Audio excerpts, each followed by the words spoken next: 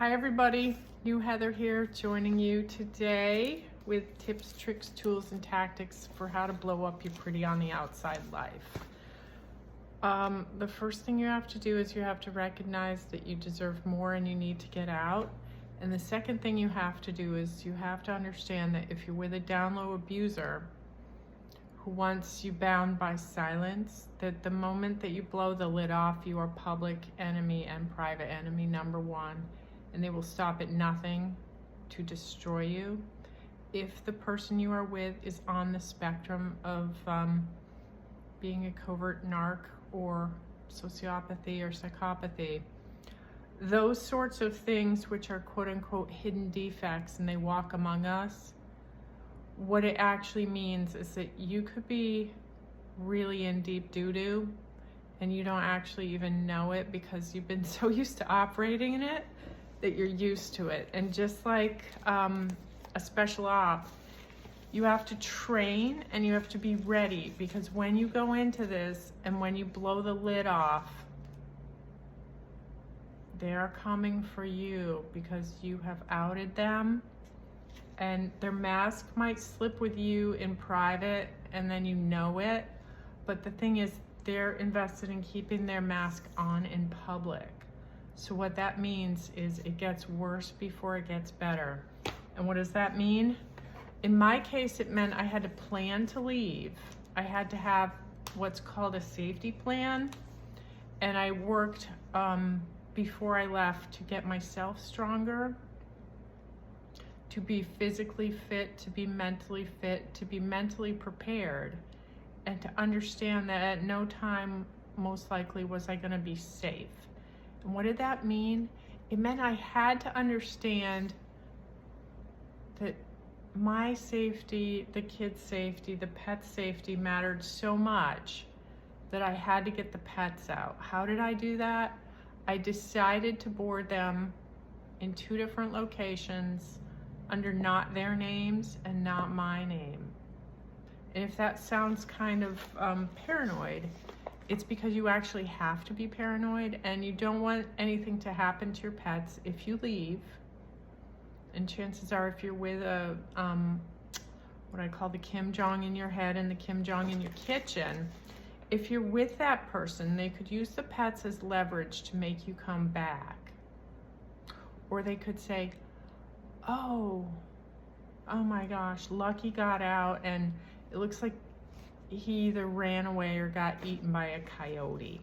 And if you love your cat, even though your cat's a jerk, you're gonna want Lucky to not get eaten by a coyote or get lost outside. So what are you gonna do? You're gonna rename Lucky. You're gonna tell somebody who you love, like your friend, that you want them to board the pets under their name. They're gonna agree to it. And then you're gonna actually level with your veterinarian or the boarding place. And you're gonna say, this is what I have to do. This is how I'm doing it. I need your help. My pets are your clients. Please help me. Guess what? They'll actually probably wanna help you. And they won't even know your partner, because your partner doesn't take on some of these responsibilities, especially if you're a high functioning wife like me or the mother of the children or child.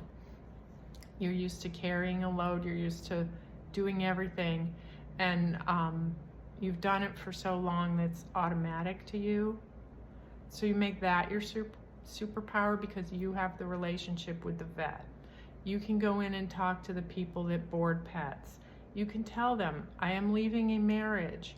I need to board little Fluffy for 1 week, 2 weeks, or 3 weeks. You board them for the longest amount of time. Assume that if you're filing and you have to go to a secure location, which I recommend doing, that if there's a marital home, they're not gonna wanna vacate it. They're gonna possibly defy the court order to vacate, in which case you might not have a house to come back to. If they are unsafe, and if your house is all by itself, actually having a rental house, having a landlord, having an apartment or a condo where there's actual neighbors will make you feel safer. if you cannot qualify for an order of protection for yourself and the child, or the child, you may be co-parenting with a covert narc, with somebody who's got what I call an unseen defect. Just because you can't see it, it doesn't mean it's not there. In fact, you're pretty sure by the time you leave that what I say the tip of the iceberg is the tip of a big freaking iceberg. It is a big iceberg. It is not a little iceberg. You've only seen the tip of it. And when you file, it gets worse, not better. So whatever you can do to keep your pet safe, you safe, the kid safe, your family members, you do it. Go where you have to go, get what you need to get, and plan it and run it like an op. And how do operations work? Small team, highly proficient operators. They're ready when they get the call. So in your case, you need to understand that your go time might not be your original schedule or what you thought you knew. In fact, if your narc ratchets it up and they become violent and weird and crazy, you might have to change how you run it. You might have to be willing to call 911. You might have to be willing to let the chips fall where they may. Why? Because your physical safety, the physical safety of your children, other family members, or pets is of paramount importance. So don't ever forget that if they're capable of doing certain things, the older they get, the more stressed out they get, the older the kids get, and the more like your male child might push back on them. If that kid's voice is getting deeper and the kid is getting bigger, they might not be willing to back down. And when their dad threatens them or does some weird crap, little Jimmy Joe Bob might just get his back up. And the issue is that your personal Kim Jong, who has heretofore usually gone after you or done just weird shit to the kids, but maybe not thrown them across the room or physically harmed them. Maybe, we hope, right? Your personal Kim Jong might take everything they have and direct it right towards your boy. And if you watch the news, or if you're at all tuned in, you may be familiar with Angelina and Brad. Angie's kid stood up, and Angie's kid was physically attacked on the plane, and their life was never the same. I don't care what you say about Angie, but she loves her kids, and her kids love her. She had a personal Kim Jong. I'm not going to go further than that because I don't really know her. But if you can see the forest through the trees, or whatever, the trees through the forest, however you want to say it, you know at the end of the day that a Kim Jong is a Kim Jong is a Kim Jong. And even if they're in a nicer wrapper than the actual KJ, they are still a KJ, and they have a room full of hungry dogs, and they will throw you into it, or they will decide to hurt you or the child, and it could happen in an instant, and it could happen in a situation that you never saw coming. So I want you to be prepared.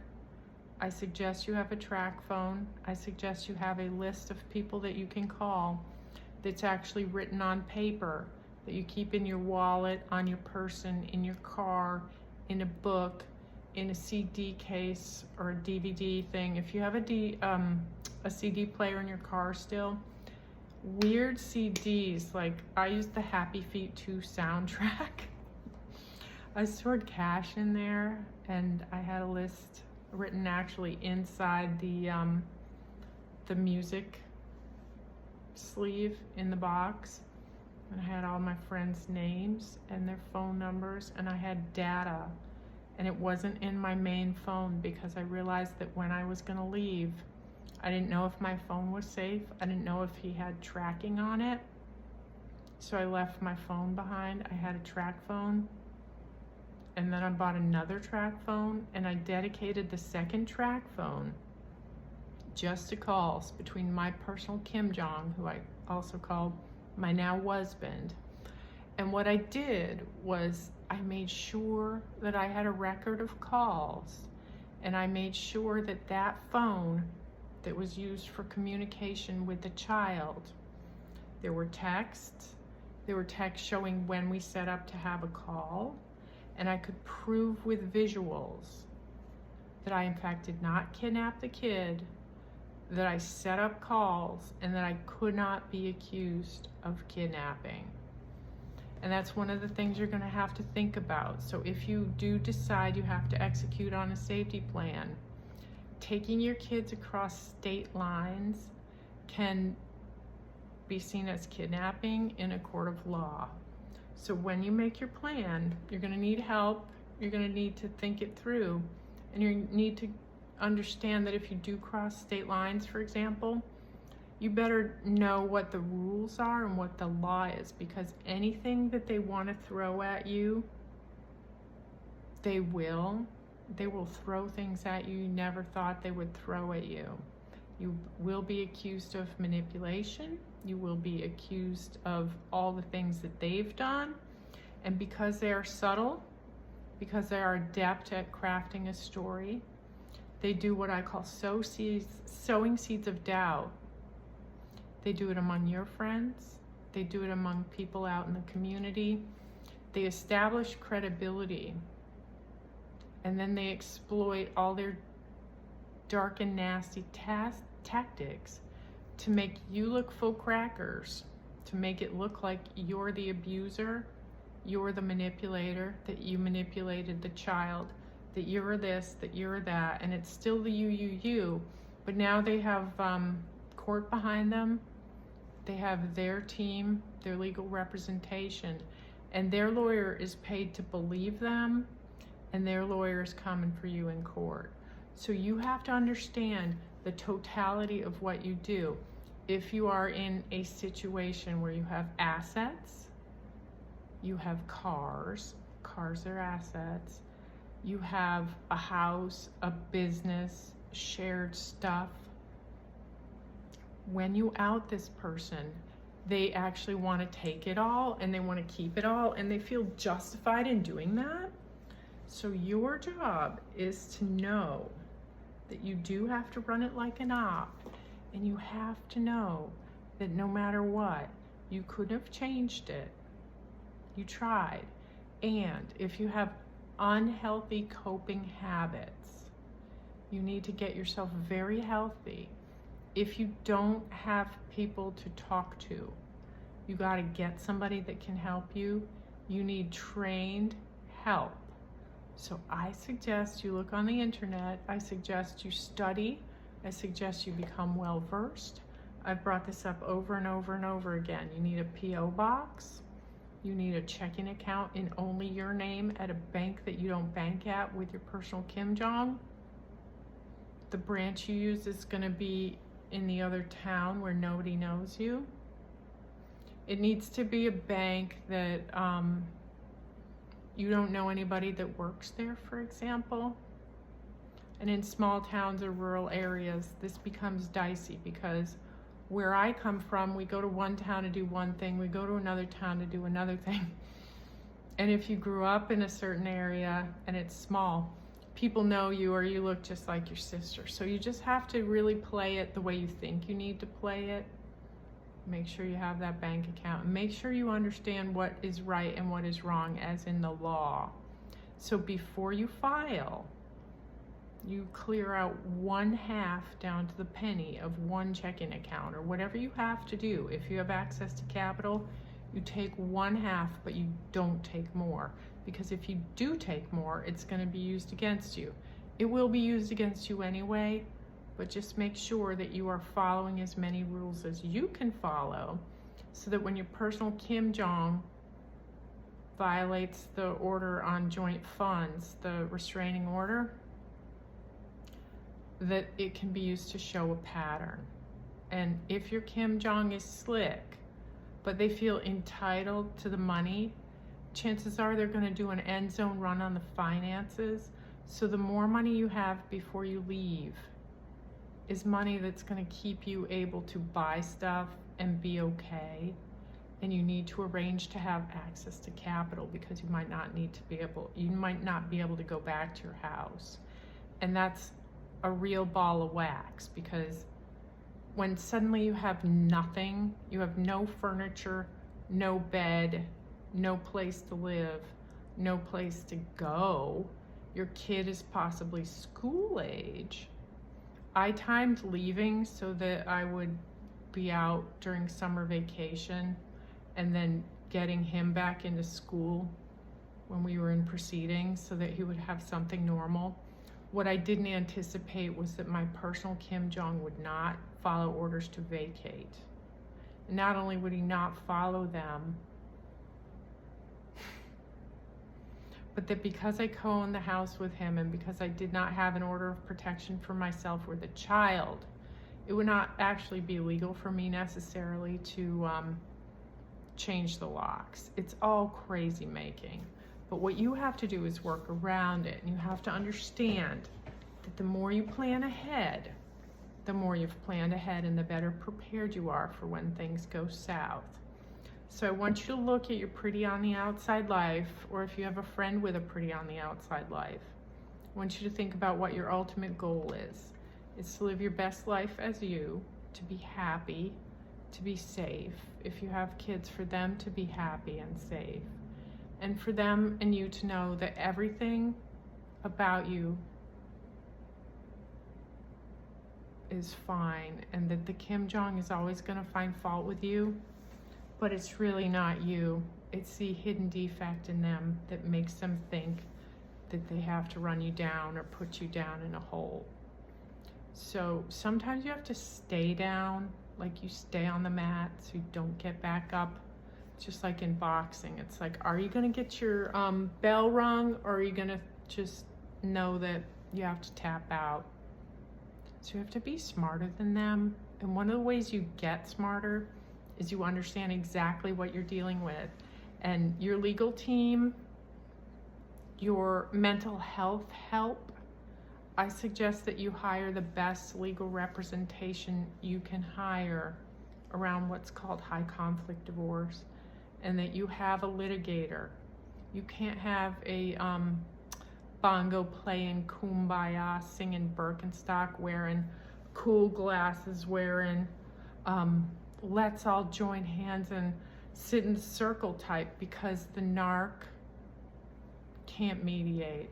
How do I know that? Because we had 2 failed mediations. I knew actually at the first mediation that it would fail, and I knew at the second mediation it would fail. But as we did those mediations, I got more and more clues, and it allowed me, in the context of working with my legal representation, to demonstrate to that legal representation exactly what we were up against. And by the end of it, at the final day of court, my lawyer, who had 43 years in at the time that I hired him on litigation, said, there's something really wrong with him. So just know that you gotta hire the appropriate person for the appropriate job. Your lawyer is critical. Also having mental health supports. And I suggest having a helper for your mental health who comes from a shelter situation, and it might be a volunteer, and that's some of the best help you can get, because they know exactly what you've gone through, because they may have been through something similar. So in my case, the best help that I got was a woman who was volunteering at a shelter, who knew exactly what I was dealing with. And unlike the other person that I saw, who did have a fancy advanced degree, and she had this and she had that and she was this and she was that, at the end of the day, the person that helped me the most was the person that really understood what I was dealing with, because she had been through it. So the incredible grossness of how they do things. They use fear to keep you down. It gets worse. It doesn't get better. They are on a spectrum, so you might not have seen it at first. And in some of my earlier posts, I talk about how I missed all the red flags. I did. I wanted to be in love. I wanted the romantic fairy tale. And I thought that I had it. I thought that I got it.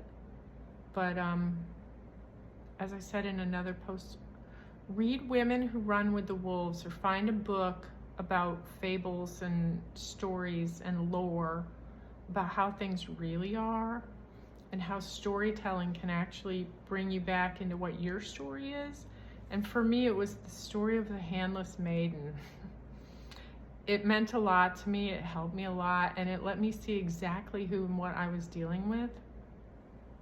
And I will tell you, to this day, 6 years out, on this very day, which is 6 years from the day that he became a defendant, he received the divorce papers exactly 6 years ago.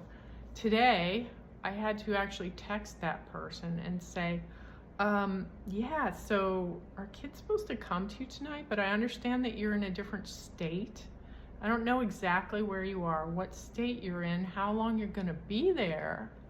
But if you could please let me know, I'll be happy to have him. And by the way, what company are you working for? Because what you'll find is that even 6 years out, after you've left your own personal Kim Jong, they will do stuff to not loop you in, to make you chase stuff that they should be sharing as a co-parent, for example. And instead of letting it make you crazy, just like everything else, you use it to inform you. Email Our Family Wizard, which is a court-approved communication platform. Text. Try to minimize calls. Keep it short. Keep it simple. Take the high-level view and learn to respond, not to react. So what has that meant for me? I've had to learn not to explain my position.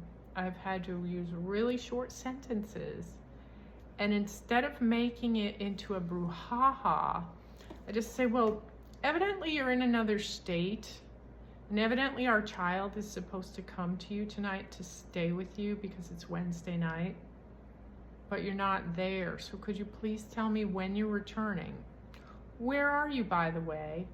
And if you could give me your flight data, that would be helpful. It sucks. And it'll kind of just reinforce for you, if you could frame it the right way, that you've done the right thing, that they will not change, and that all you can do at the end of the day is hold yourself in high regard, hold your child up, hold your pets up, hold your people up that are allied with you, that it's your job as your, perhaps a mom, a sister, a dear friend, the people that you want to protect and hold up, you have to do that. And when you're co-parenting with somebody that's willing to go on a multiple day trip and not even tell you they're going out of state when your child is still traversing 2 households, don't get your self all twisted up. Just use it and you say to yourself, I did the right thing. Look at this. I mean, they're supposed to be this fancy business person and they have an itinerary or whatever, but they actually don't even tell the co-parent. Again, proof positive of what you're actually dealing with. So just know that instead of being in the minefield or sending the cow to get blown up in the minefield when you're getting ready to run your op, you do have mind-sweeping technology, so you don't have to get blown up or see the cow get blown up. You go forward and you understand exactly what you're dealing with. So you have situational awareness, and that comes from being able to look in multiple directions and take a high view. You're doing aerial surveillance. I believe they call it recon. You're doing recon before the op, and then you run a program of surveillance to allow you to know and you know what you know, and they know you know, so you are the enemy. You will always be the enemy. Don't ever forget you're the enemy. And even if they act nice, they're not nice, which is why you have to run it like an op, all right? So, here's a tip. Go to a public library if you're not comfortable using your device in your house. Even if you just take 30 minutes, if you can get to a public library, you can look on YouTube, you can get content. I like Rebecca Zung a lot. She's a high-powered divorce attorney, super successful. She divorced her narc, put herself through law school, single mom. Now she's like one of the top attorneys out on the West Coast. And she brings it hot and fresh to YouTube, and she'll talk about things. And she's a published author and a practicing legal expert. So I suggest Zung, Z-U-N-G, Rebecca. I always go back to Les Carter, Surviving Narcissism, Dr. Ramani, R-A-M-A-N-I, her content, fabulous. Amy Redford has a multi-part series, Robert Redford's daughter, Amy Redford. She is amazing. She's a producer, a director. Her bio and what she's all about. She's got a podcast called Scrappy Broads. She's really cool. She did a big thing on narcissism. It's like a 9-day delivered to your inbox with a link to get on type thing. I used that after I left. I couldn't use it while I was still in the marriage because of the way it was delivered. But anything you can get. Melanie Tonya Evans. She is amazing. So she has a whole program, NARP, Narcissistic Abuse Recovery Program. NARP is another acronym for something else about a non-athletic person. So if you Google her name or DuckDuckGo, Melanie Tonya Evans. She's been around. She knows what the heck is going on. There's a ton of books. There's a ton of info. You sift through and you find what works for you. Find books on high conflict divorce, co-parenting with a narcissist, and you get going. Make sure you have a P.O. box to get this stuff delivered to. Make sure your own personal Kim Jong doesn't find your stuff. And just understand that at no time should you ever underestimate what they're capable of, because once they know you know, all bets are off. So what does that mean? You were never going to succeed with them. They didn't want you to. They wanted you down in a hole, and they wanted to decide when to pick you up and when to put you down further. So what are you going to do? You're going to work around it. You're going to have all the tools, tips, tricks, and tactics. Things still might go wrong, but at least you're going to know how to come back to yourself so that you don't get totally blown apart. Because the one thing you know is that if you can actually get baseline calm in yourself, you can extend that outward, and your child and children are really going to need it when you blow everything up. So are the pets, all right? I always say, love yourself, baby. And you have to, because if you love yourself, you're going to be willing to invest in yourself. You're going to be willing to know that you deserve to be loved. You are loved. You had and have tremendous capabilities to love. And the person that maybe wasn't the right person doesn't mean that you're not the right person. And it doesn't mean that you won't have another person in the future. But you have to kind of blow it all apart, and then you put it back together again. And in the process, you are stronger. And just like the Japanese tradition of putting pottery back together with gold, the cracks that made that vessel fall apart, that vessel that is you, your cracks are filled in with gold. Not only is the vessel stronger, it is stunning. You are stunning. You tap in and you use what you got, okay?